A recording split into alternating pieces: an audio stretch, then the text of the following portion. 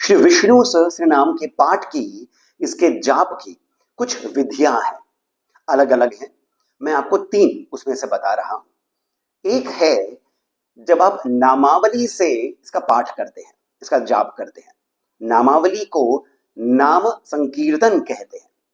इसमें कुछ बदलाव आ जाते हैं, जैसे कि आप जब नाम पढ़ रहे होते हैं तो उसके आगे प्रणव लग जाता है, यानी प्रत्येक नाम के आगे आप ओम लगा देते हैं और अंत में नमः लगा देते हैं। यहां पर एक और बदलाव ये होता है कि नाम का जो उच्चारण, उसमें विभक्ति बदल जाती है, जैसे कि ओम विश्वस्मै नमः, ओम विष्णवे नमः, ओम वषट्काराय नमः। जैसे आप देख सकते हैं अपनी स्क्रीन पे, यहां पर वषट्काराय नमः आया है, श्लोक में इसका रूप यानी इसकी विभक्ति अलग आई है, परंतु ये भी बहुत ही सुंदर है और उतना ही प्रभावशाली है जितना कि बाकी अन्य विधियां रहती है। दूसरा जो इसका प्रकार है जाप का, वो सीधा सीधा जैसे महाभारत में बताया गया है वही है, जिसमें ये आरंभ होता है श्री परमात्मने नमः से, फिर आता है यस्य स्मरण मात्रेण जन्म संसार बंधनात्। इस प्रकार से ये सीधा सा इसका पाठ आ जाता है। तीसरी विधि जो आती है वो थोड़ी सी अलग हो जाती है, थोड़ी सी उसमें थोड़ा विस्तार आ जाता है, जिसमें सर्वप्रथम हम विघ्नों को दूर करने के लिए एक मंत्र पढ़ते हैं। वो मंत्र कौन सा होता है? शुक्लांबरधरम विष्णुम शशिवर्णम चतुर्भुजम प्रसन्न वदनम ध्यायेत सर्व विघ्नोपशांतये। इस प्रकार से ये और भी इसके अंदर श्लोक आते हैं। उसके बाद में आता है श्री वैशंपायन उवाच, युधिष्ठिर उवाच, भीष्म उवाच। उसके बाद आता है पूर्व न्यास। इसमें न्यास आता है जिसमें छंद इत्यादि आते हैं, देवता विनियोग आता है, फिर ऋषि आदि न्यास होता है, फिर अंग न्यास होता है और अंत में ध्यान मंत्र आता है, और फिर चौथा भाग इसका आता है स्तोत्र को पढ़ने का। ये 3 विधियां हैं, आप कोई सी भी इसमें से विधि चुन सकते हैं। जो तीसरी है उसके बारे में ऐसा कहा जाता है कि यदि आपने दीक्षा ली हो तब यदि आप इसे करेंगे तब इसका लाभ आपको थोड़ा सा अलग मिलता है, क्योंकि इसमें गुरु की दीक्षा इसमें आ जाती है। आप न्यास इत्यादि कर रहे हैं, देवता छंद ऋषि इत्यादि आप बोल रहे हैं, बता रहे हैं, तो हल्का सा इसमें विधान अलग हो जाता है, परंतु तीनों ही उत्तम है। तीनों से ही फल एक समान ही आपको मिलेगा, बस धारणा ध्यान इत्यादि वो हल्का सा अलग हो जाता है। परंतु मैं यहां पर आपको एक और विधि बता रहा हूं। ये विधि की तरह तो नहीं है, परंतु यहां पर हम इसमें थोड़ा सा ज्ञान ले लेंगे। ज्ञान किस प्रकार का? जैसे श्री शंकराचार्य ने इसका जो भाष्य लिखा है, उसको जब हम उसके अनुरूप जब हम एक एक शब्द, एक एक धातु, एक एक अक्षर का हम अर्थ समझते हुए जाते हैं, तब यहां पर आप श्री विष्णु सहस्त्रनाम को आत्मसात करते हैं। आप केवल इसका जाप करने के उद्देश्य से ही आप इसको नहीं पढ़ते हैं, आप इसके भीतर जो गहराई आई है, जिसको लक्षित करके श्री शंकराचार्य ने इसका भाष्य लिखा था, आप उसके माध्यम से भगवान विष्णु, वो जो महाविष्णु है, वो जो कृष्ण है, उनका जो उच्चतम रूप है, और वहां से जब आप निराकार की ओर जाते हैं, आप जब द्वैत से अद्वैत की ओर जाते हैं, वो आपको ये उस ओर लेकर के जाता है। हम इस श्रृंखला में, इस वीडियो में भी हम श्री शंकराचार्य का जो भाष्य है, उसी के माध्यम से हम विष्णु सहस्त्रनाम को समझने की चेष्टा करेंगे। यहां पर मेरा अपनी ओर से कोई भी हस्तक्षेप नहीं होगा। अर्थ को बताने में मेरी अपनी क्षीण बुद्धि से, छोटी सी बुद्धि से ऐसा कुछ भी मेरा उद्देश्य नहीं है। जो श्री शंकराचार्य ने कहा है उसी को मैं आपको बताने जा रहा हूं। यहां पर मैं एक और कुछ कुछ स्थानों पर एक और भाष्य जो लिखा गया था श्री पराशर भट्टारक जी ने, उनसे भी, उनका जो भाष्य है उससे भी थोड़ा सा मैं आपको विस्तार करके कुछ बातों को बताने की चेष्टा करूंगा। आशा है कि आपको ये जो कोशिश है, एक संकल्प समान जो एक मेरी कोशिश रहेगी, आपको सुंदर लगेगी, लाभप्रद लगेगी। आप इस वीडियो को अंत तक देखिएगा, ये केवल पहला भाग है। ऐसा हम विस्तार और भी आगे तक करेंगे, परंतु यहां पर मेरा प्रयत्न केवल ये नहीं है कि मैं जैसे हम समझ सकते हैं कि एक से लेकर के पहले 100 नामों तक का मैं आपको अर्थ बता दूं। ये सब आपको सामान्य रूप से इंटरनेट पर मिल भी जाएगा, जो कि बहुत अच्छा है। जैसे मैंने पहले भी कहा, प्रयत्न यही रहेगा कि हम भाव को समझें। तो आइए अब हम सीधा चलते हैं जो भाष्य में कहा गया है उसको समझने की ओर। श्री शंकराचार्य ने यहां पर बहुत सी गूढ़ बातों को उपनिषदों के माध्यम से, पुराणों के माध्यम से बताने की चेष्टा करी है। सर्वप्रथम हमें देखना होगा कि इस पूरे जो स्तोत्र है इसकी भूमिका क्या है। युद्ध समाप्त हो चुका था। भीष्म पितामह बाणों की शैया पर अपने शरीर को त्यागने की ओर बढ़ ही रहे थे। युधिष्ठिर जो हैं वे राज्य संभालने के लिए वे अब पूर्ण रूप से बिना किसी विघ्न के तैयार थे। ऐसे में श्री कृष्ण जो हैं, जो सभी का ध्यान रखते हैं, उनके मन में एक विचार आया कि भीष्म ये एक तपस्वी हैं, ये महान ज्ञानी है, इनकी आयु बहुत अधिक रही है, तो इससे इनका जो ज्ञान है, इनका जो प्रैक्टिकल नॉलेज है, वो व्यर्थ नहीं जाना चाहिए। वो संसार के सामने आना चाहिए और उसको समझने के लिए भी एक उपयुक्त व्यक्ति के ही माध्यम से आना चाहिए। तो वो युधिष्ठिर से कहते हैं कि आप जाकर के भीष्म से ज्ञान प्राप्त करिए। अब यहां पर हमें यह भी समझना होगा कि युधिष्ठिर जो है ये स्वयं धर्म के पुत्र हैं, अर्थात ये धर्म को भली भांति जानते हैं। और वहीं पर भीष्म जो है, इनके बारे में श्री शंकर ने क्या कहा है? इन्होंने कहा है जो मोक्ष धर्म के कथन करते हैं, मोक्ष धर्म का जो कथन करते हैं वो, और साथ ही साथ जिनसे आंतरिक और बाह्य, यानी स्वयं के भीतर के और बाह्य बाहर के जो शत्रु हैं वे भय करते हैं, भय जिनसे लगता है, इसी कारण इनका नाम भीष्म है। इस प्रकार से शंकर ने भीष्म नाम की व्याख्या करी है। अर्थात ये कि यहां पर भीष्म कोई साधारण व्यक्ति नहीं है और युधिष्ठिर जो धर्म के पुत्र हैं ये भी कोई साधारण व्यक्ति नहीं है। इनके बीच की एक वार्ता होने जा रही है। ये बताना मेरे लिए आवश्यक था ताकि आपको समझ में आए कि आने वाला जो पूरा एक स्तोत्र है ये कितना गहरा होने जा रहा है। युधिष्ठिर यहां पर 6 प्रश्न पूछते हैं भीष्म पितामह से। 6 प्रश्न जो हैं ये इनके अन्य सभी प्रश्नों से अलग है, क्योंकि अभी तक भीष्म पितामह ने युधिष्ठिर को कर्मों के बारे में, व्यवहार के बारे में, राजा के धर्म के बारे में, व्रतों के बारे में सभी कुछ बता दिया था, परंतु फिर भी युधिष्ठिर के मन में तृप्ति नहीं हुई थी। उनको अभी भी कुछ मिसिंग सा लग रहा था। तो वे 6 प्रश्न पूछते हैं। अब ये जो प्रश्न हैं, जैसे मैंने अभी आपको बताया, इनकी रूपरेखा ही अलग है, क्योंकि ये धर्म के पुत्र हैं और राजा होने जा रहे हैं। इनके प्रश्न जो हैं वो ऐसे नहीं आएंगे कि जो हम अन्य जगहों पर संतों से जो पूछे जाते हैं प्रश्न, उस प्रकार के सामान्य से प्रश्न हैं। ये लोक उद्धार हेतु प्रश्न पूछे गए हैं। तो यहां पर इन प्रश्नों की गहराई को समझना आज के इस वीडियो का उद्देश्य है। तो सर्वप्रथम युधिष्ठिर क्या प्रश्न पूछते हैं, आइए जानते हैं। युधिष्ठिर पूछते हैं किम एकम दैवतम लोके, ये पहला प्रश्न है।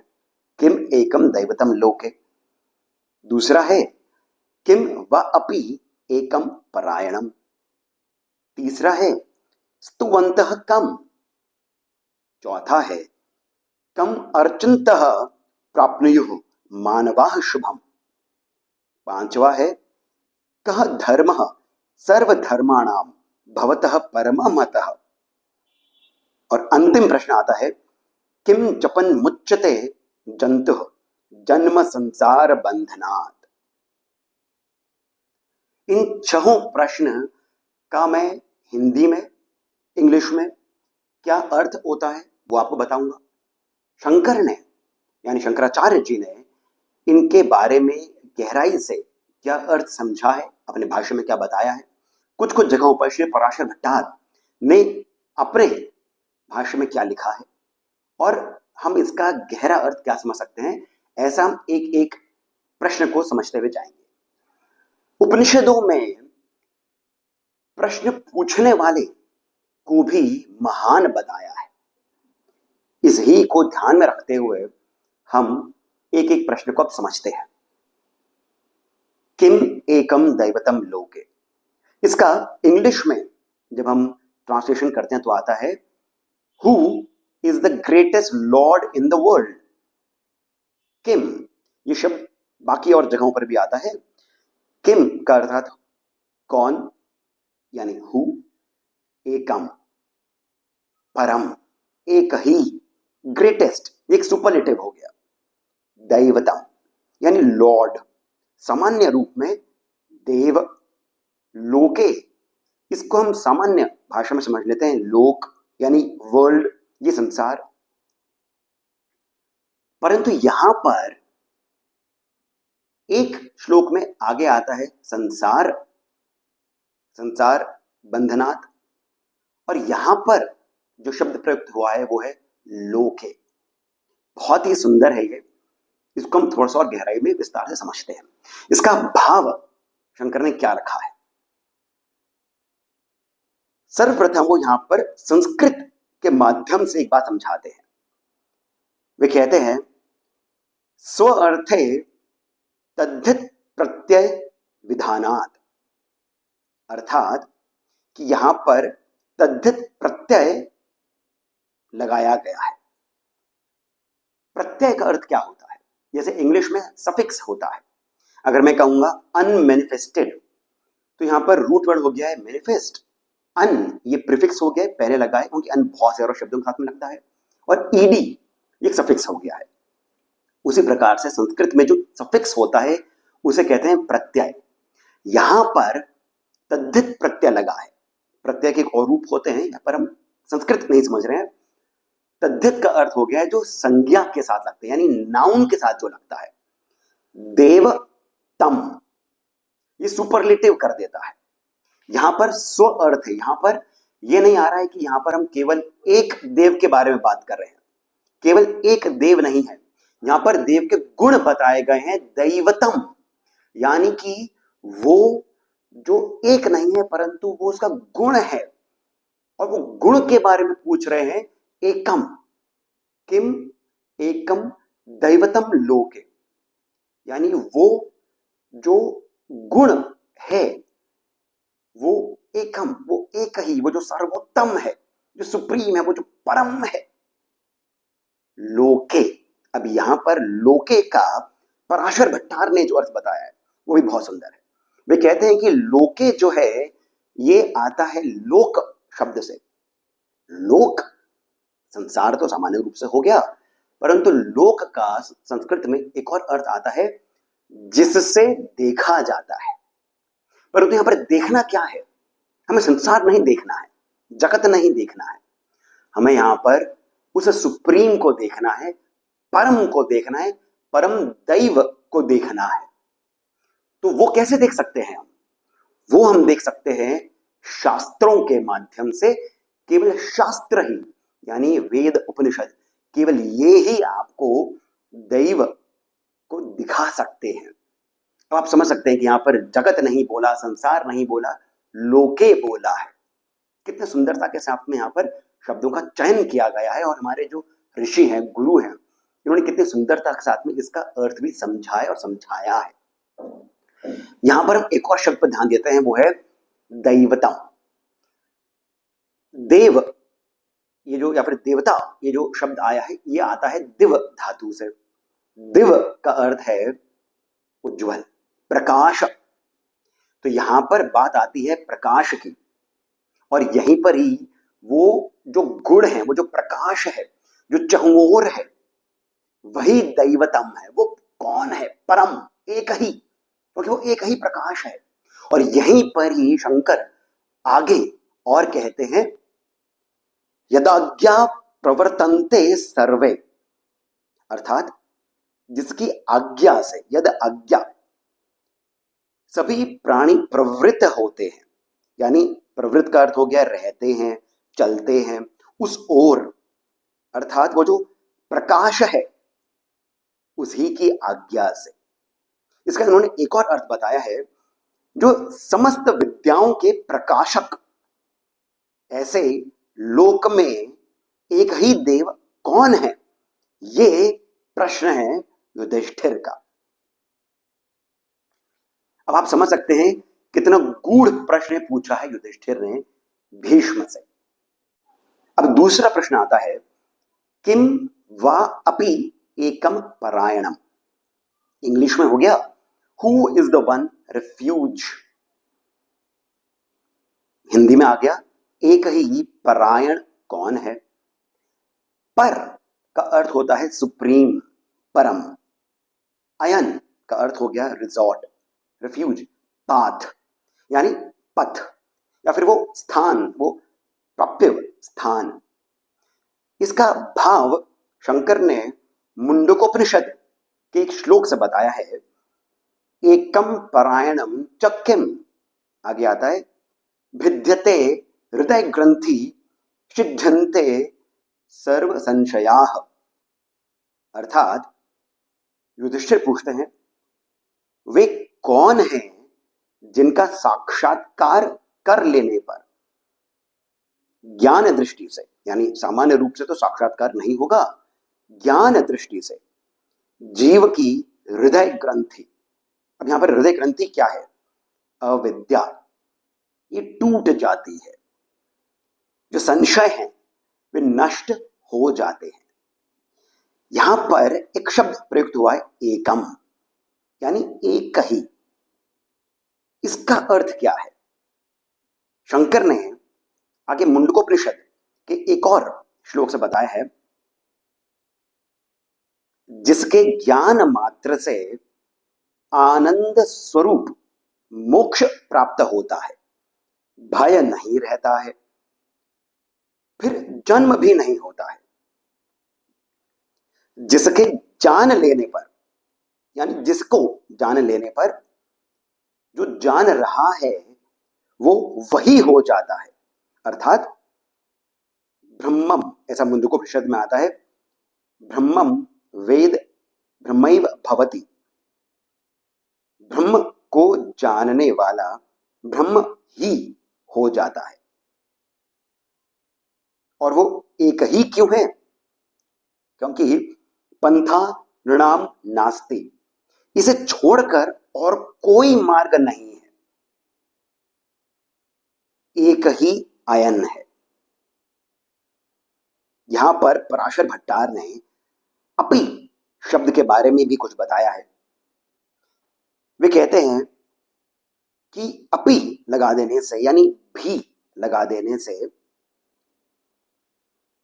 युधिष्ठिर ये पूछ रहे हैं कि वो जो लक्ष्य है, वो जो परम लक्ष्य है, वो जो एक दैव है या फिर दैवतम जिनको बताया गया है, ये लक्ष्य वही है या फिर लक्ष्य अलग है। क्योंकि वो जो मोक्ष है, मोक्ष की प्राप्ति उन्हीं को प्राप्त कर लेने पर या फिर वे अलग हैं और मोक्ष की प्राप्ति अलग है।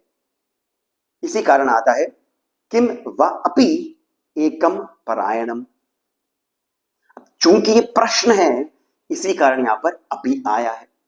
अब आगे तीसरा और चौथा प्रश्न एक साथ आता है।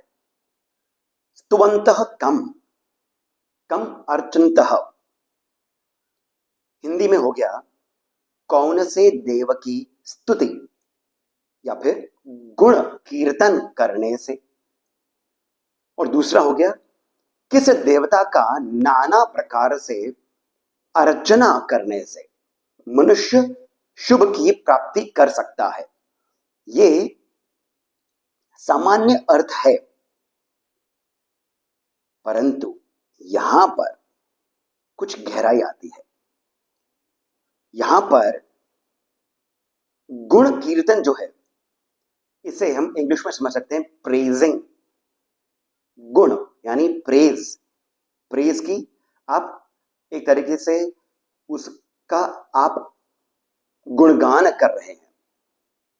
दूसरा है वर्शिप, यहां पर आप उनकी पूजा अर्चना इत्यादि कर रहे हैं। एक में गुण है, दूसरे में पूजा इत्यादि है। अर्चन का जो अर्थ है वो शंकर ने बताया है बाह्य और आंतरिक पूजा। और जो शुभ है उसको उपनिषदों के माध्यम से बताया है स्वर्ग आदि फल रूप कल्याण, यानी शुभम कल्याणम स्वर्गादि फलम प्राप्नुयुः। इसी को पराशर भट्टार ने सिद्ध उपाय बताया है। पराशर भट्टार ने 3 प्रकार के उपाय बताए हैं जो युधिष्ठिर पूछ रहे हैं। युधिष्ठिर उपाय ही तो पूछ रहे हैं। तो एक हो गया है सिद्ध उपाय जो इस प्रश्न में आया है। आगे के प्रश्न में आता है साध्य उपाय और फिर आता है सालंब उपाय। 5वां प्रश्न जो है वो है कह धर्मः सर्वधर्माणाम भवतः परमः मतः। सामान्य हिंदी में सर्व धर्मों में किस धर्म को परम श्रेष्ठ मानते हैं, यानी उन्हीं का मत है, आपके मत से इसका भाव क्या है। तो यहां पर धर्म को समझना आवश्यक है और यहीं पर ही श्री शंकर जैमिनी सूत्र से धर्म का एक अर्थ बताते हैं। संस्कृत में आप इसका अर्थ पढ़ सकते हैं जो आता है चोदना लक्षणों अर्थो धर्म, अर्थात धर्म वह है जिसे वेद की आज्ञा से जाना जाता है। सरल शब्दों में वेदों की आज्ञा से जो कर्तव्य होता है, यानी जो वेदों में बताए गए हैं वो कर्तव्य धर्म कहलाते हैं। जैसे कि स्वाध्याय अग्निहोत्रम जुहोति, अर्थात अग्निहोत्र भी एक धर्म है, स्वाध्याय एक धर्म है। और इन्हीं सभी धर्मों में से जो वेदों में बताए गए धर्म हैं, यानी कि जो कर्तव्य हैं, उन कर्तव्यों में से आपके मत के अनुसार कौन सा कर्तव्य श्रेष्ठ है। यहां पर धर्म का हम जो सरल रूप कर देते हैं रिलीजन, वैसा कुछ नहीं है। धर्म अर्थात कर्तव्य, वेदों में बताए गए कर्तव्य। गहरा अर्थ है एक एक शब्द का। फिर आता है किम जपन मुच्यते जंतु जन्म संसार बंधनात्। अब यहां पर संसार भी आया है और ध्यान देने वाली बात है कि जंतु बोला है। किम, यहां पर किम का अर्थ हो जाता है बाय, यानी किस माध्यम से। इसी कारण पराशर भट्टार ने इसे सालंब उपाय बताया है, अर्थात जिसके साथ जंतु हो, जंतु अर्थात प्राणी, मुच्यते गो बियॉन्ड, यानी छूटना, छूट जाता है। श्री शंकर ने यहां पर जप के जो 3 उपाय होते हैं वो बताए हैं। जैसे जब एक उच्च होता है, एक उपांशु होता है, एक मानस होता है। उच्च अर्थात जो वाचिक होता है, जब आप मुख से थोड़ी आवाज में, थोड़ा स्वर में बोलते हैं, जो दूसरों को भी सुनाई दे जाता है। उपांशु केवल बुदबुदाते हैं, अपने होठों को हिलाते हैं। मानस अर्थात केवल मन में। यहां पर युधिष्ठिर ने जब बताया है, जब पूछा है, यहां पर व्रत नहीं बोला है, बलि नहीं बताई है, जब बताया है। इसका अर्थ क्या है? श्रीमद् भगवत गीता में श्री कृष्ण कहते हैं, सभी यज्ञों में मैं जप यज्ञ हूं। अर्थात जप अपने आप में यज्ञ है, और जप श्री कृष्ण के लिए सबसे उत्तम उपाय है। जप, नाम संकीर्तन, आप बस उनका नाम लेते रहें, जपते रहें। आप जो भी कार्य कर रहे हैं, अपने मन में आप प्रभु के जो विभिन्न नाम हैं उनको बोलते रहें, पढ़ते रहें। ये अपने आप के अंदर कितनी बड़ी तपस्या है। आप कोई कार्य कर रहे हैं, कहीं पर आपके मन में कोई और भाव आ रहे हैं, परंतु मन में नाम कीर्तन भी चल रहा है। तपस्या है। क्रोध आ गया है, काम भावना जागृत हो गई है, लोभ आ रहा है, क्रोध आ रहा है, परंतु उसे हटा करके नाम कीर्तन बहुत कठिन है। ये यज्ञ है। इसी कारण भगवान ने कहा, यज्ञों में मैं जप यज्ञ हूं। यहां पर एक बहुत ही इंटरेस्टिंग शब्द प्रयोग में आता है, जंतु। मानव नहीं कहा, मनुष्य नहीं कहा। इसका एक गहरा अर्थ यह है कि प्रभु की कृपा जो है, ये प्राणियों का यथा योग्य अधिकार है।